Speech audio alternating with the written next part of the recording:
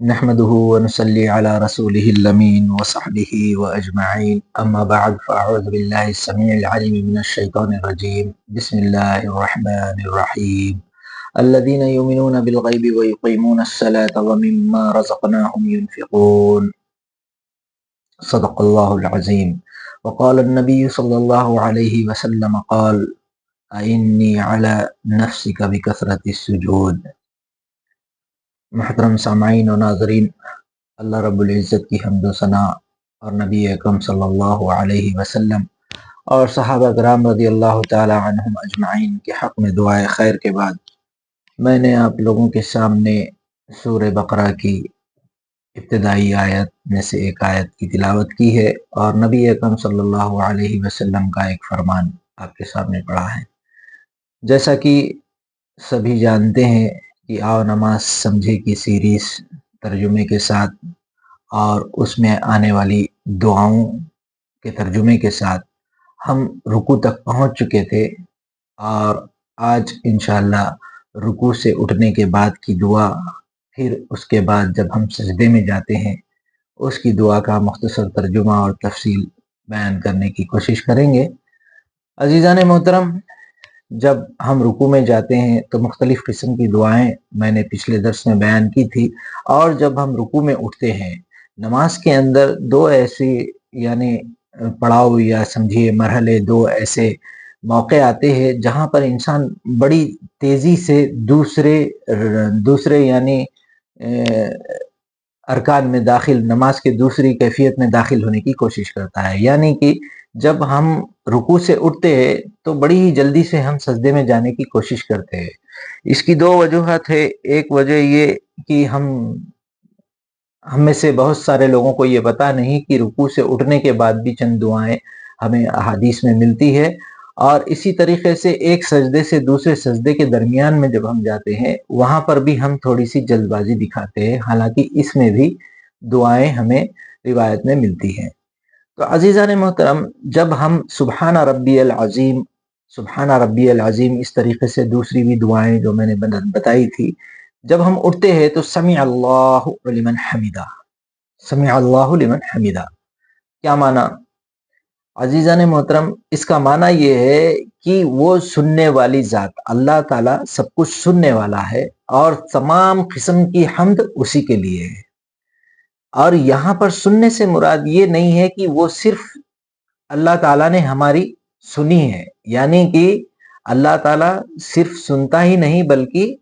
اس کا جواب بھی دیتا ہے اور ہماری دعا قبول بھی کرتا ہے۔ یعنی کہ جب ہم کہتے ہیں نا کہ اس نے میری سن لی،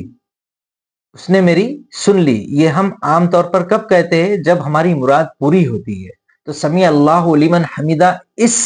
اعتماد سے، اس بھروسے سے ہمیں کہنا ہے کہ جو ہم اللہ سے مانگنے جا رہے ہیں نماز میں، اللہ رب العزت اسے سنے گا بھی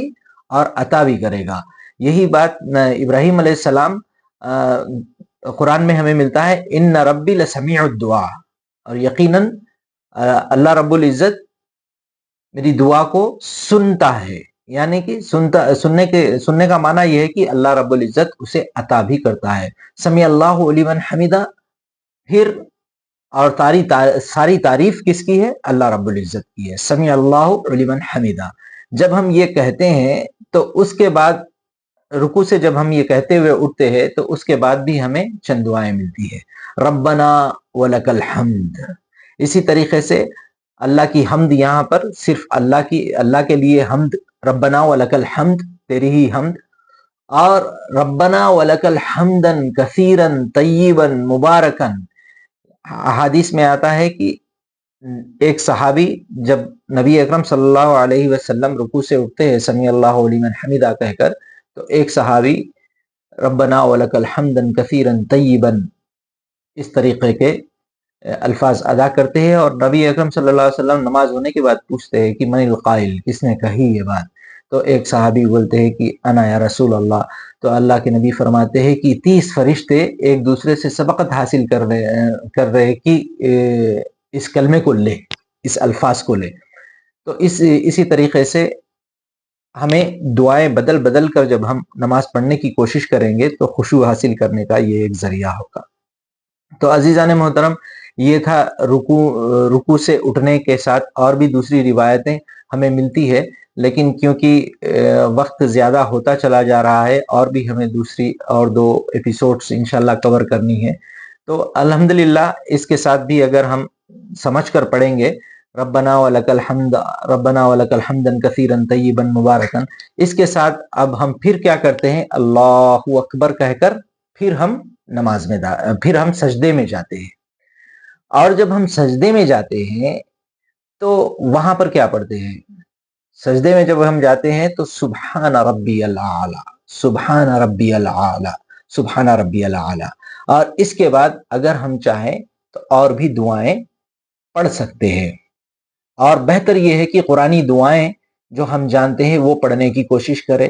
یا اہل علم یہ بھی بیان کرتے ہیں کہ اگر ہم اپنی زبان میں بھی اگر ہم قرآن یا عربی زبان میں دعائیں نہیں پڑھ سکتے ہیں تو ایسی حالت میں اپنی زبان میں بھی اللہ رب العزت سے دعائیں مانگ سکتے ہیں۔ تو سبحان ربی العالی، وہاں پر بھی جا کر ہم کس کی تسبیح بیان کرتے ہیں، اللہ رب العزت کی تسبیح بیان کرتے ہیں، سبحان ربی العالی، اعلی یعنی یہاں پر اگر ہم دیکھیں گے تو سپرلیٹو ڈگری استعمال ہوئی ہے، یعنی کہ اس سے بڑا اور کوئی نہیں۔ تو عزیزان محترم، ایک اہل علم صاحب علم فرماتے ہیں کہ نماز کے جتنے بھی ارکان ہیں دراصل تیاری ہے سجدے میں جانے کی۔ اللہ رب العزت کے نزدیک جب زیادہ سے زیادہ نزدیک جس حالت میں بندہ ہوتا ہے وہ سجدے کی حالت ہے، اور اگر ہم غور کریں گے تو ساری نماز میں ہر ارکان، ہر رکن ایک دفعہ ہے، لیکن سجدہ جو ہے سو ہمیں 2 دفعہ دیا گیا ہے، دو مرتبہ ہم سجدہ کرتے ہیں، اور یہ سجدہ ایسا ہے عزیزان محترم کہ انسان کی سب سے یعنی کہ عزت والی چیز جسے ہم کہتے ہیں کہ پیشانی، ایک آنریبل یعنی کہ ایک آنر ہے نا ہمارا، ایک پیشانی، اور زمین جو بالکل نیچے یعنی بالکل ایک زمین پہ اور پیشانی کو ہم زمین پر رگڑ کر یہ عجز کا اظہار کرتے ہیں اللہ رب العزت کے سامنے کہ میں کچھ نہیں، اور وہاں پر جا کر ہم جو بولتے ہیں سبحان ربی العالی، اور سب سے بڑی ذات، سب سے اعلی اور بلند ترین جو ہے وہ تو ہے میرے رب، سبحان ربی العالی، یعنی ہم اپنے عجز کا اظہار کرتے ہیں اور اللہ کی کبریائی بیان کرتے ہیں۔ اسی لیے کہا جاتا ہے کہ سجدہ وہ چیز ہے کہ بندہ فرش پر بولتا ہے اور 7 آسمان کے اوپر اللہ رب العزت عرش پر اس کی دعا سنتا ہے، اور یہ نماز میں اس قسم کے الفاظ دراصل ہمیں توحید کا درس دیتے ہیں کہ بندہ جب نماز میں سجدے کی حالت میں بالکل سرگوشی کرتے ہوئے جب اس کے دل میں یہ عقیدہ ہو کہ اللہ رب العزت میری دعائیں سن رہا ہے، میری تسبیح سن رہا ہے، تو اس کے بعد اس کے اندر شرک آنے کا امکان بالکل سرے سے ختم ہو جائے گا، بشرط ہے کہ ہم سمجھے کہ ہم کیا پڑھ رہے ہیں اور ہمارا عقیدہ کیا ہے۔ ہمارے عقیدے کی بھی اس میں تعلیم ہو رہی ہے کہ سننے والی ذات اللہ رب العزت کی ہے۔ اسی طریقے سے عزیزان محترم، جو حدیث میں نے آپ کے سامنے پڑھی تھی، انی علی نفسی کا کثرت السجود، روایت میں آتا ہے کہ ایک صحابی تھے، غالباً ربیہ ان کا نام تھا، اور نبی اکرم صلی اللہ علیہ وسلم کے پاس ایک اٹینڈنٹ کی حیثیت سے یعنی بالکل ساتھ ساتھ رہا کرتے تھے، رات میں جب کچھ بھی حاجت محسوس ہو نبی اکرم صلی اللہ علیہ وسلم کو دینے کی، تو ایک دفعہ نبی اکرم صلی اللہ علیہ وسلم کو اس طریقے کی کیفیت یا احساس ہوا کہ ربیہ رضی اللہ تعالی عنہ سے پوچھے کہ مانگو جو چاہتے ہو، یعنی کہ دعا کرنے کی غرض سے اس طرح سے ہمیں الفاظ ملتے ہیں۔ تو ربیہ رضی اللہ تعالیٰ عنہ بولتے ہیں کہ نبی اکرم صلی اللہ علیہ وسلم، میں جنت چاہتا ہوں اور جنت میں آپ کی صحبت چاہتا ہوں، یعنی کہ جنت میں مجھے آپ کی صحبت میسر ہو، نصیب ہو۔ تو وہاں پر نبی اکرم صلی اللہ علیہ وسلم فرماتے ہیں انی علی نفسی کا کثرت السجود، اگر تم یہ چاہتے ہو تو تم اپنے نفس کی مدد اس طریقے سے کرو کہ سجدوں کی کثرت کیا کرو۔ تو عزیزان محترم، سجدہ وہ چیز ہے جس میں بندہ اللہ رب العزت کے نزدیک بڑا ہی یعنی قریب ہو جاتا ہے، اور سورہ غالباً علق میں ہے وَاسْجُدْ وَاقْتَرِب، آخری الفاظ جو ہے سجدہ کرو اور بالکل اس کے قریب ہو جاؤ۔ تو عزیزان محترم یہ تھے سجدے میں اور بھی دعائیں ہیں. ایک سجدے میں یعنی جب ہم سجدہ کرتے ہیں سبحان ربی الاعلی، اس کے بعد جو بھی ربنا آتنا فی الدنیا حسنۃ وفی الاخرۃ حسنۃ وقنا عذاب النار، یعنی ربی ہب لی من لدنک ذریۃ طیبہ، اولاد کے لیے دعا مانگو، ربی اجعلنی مقیم الصلاۃ ومن ذریتی. یعنی اس قسم کے قرآنی بہت سارے دعائیں ہیں، اور بھی جتنی بھی اچھی دعائیں ہیں، یا جو پریشانی جو تکالیف آپ کو زندگی میں اس وقت ہے اس کی دعائیں مانگے. اسی طریقے سے جب ہم سجدے سے اٹھتے ہیں تو پھر یہ بھی وہ موقع ہوتا ہے جب ہم بڑی تیزی کے ساتھ دوسرے سجدے میں فوراً چلے جاتے ہیں، اللہ اکبر، پھر ہم اللہ اکبر کر کے، یعنی ایک دم بالکل تیزی سے جاتے ہیں. تو یہاں پر بھی عزیزان محترم ہمیں چند دعائیں احادیث میں ملتی ہے. رب اغفر لی، ایک کیا ہے، بالکل مختصر اگر کرنا ہے، رب اغفر لی 3 بار پڑھ لیجیے آپ، اے اللہ میری مغفرت کر دے. اور اسی طریقے سے ایک اور تھوڑی سی لمبی دعا ہے، اس میں 7 الفاظ ہیں.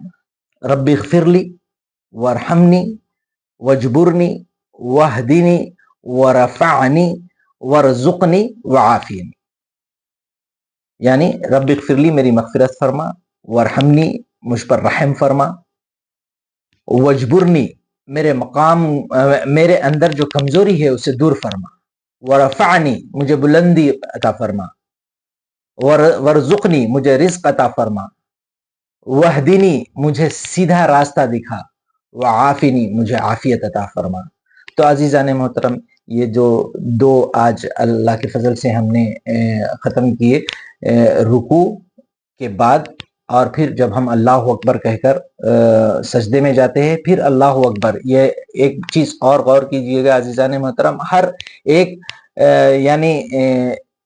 ایک رکن سے دوسرے نماز کے اپن دوسرے حصے میں جب جاتے ہیں تو ہر بار ہم اللہ اکبر کہتے ہیں. انشاءاللہ اگلی نشست میں اس چیز پر بھی، اور غالباً ہماری 1 رکعت پوری ہو چکی ہے، اب جو دوسرا حصہ بچا ہوا ہے وہ تحیات کا ہے، درود کا ہے، اور دعاؤں کا بھی ہمیں جو ہے سو انشاءاللہ اگلی ایپیسوڈ میں کور کرنے کا انشاءاللہ ارادہ ہے. اللہ رب العزت سے دعا ہے کہ مجھے اور آپ کو کہنے سننے کے ساتھ ساتھ اس پر عمل کرنے کی توفیق عطا فرمائے. وآخر الدعوانا ان الحمد للہ رب العالمین.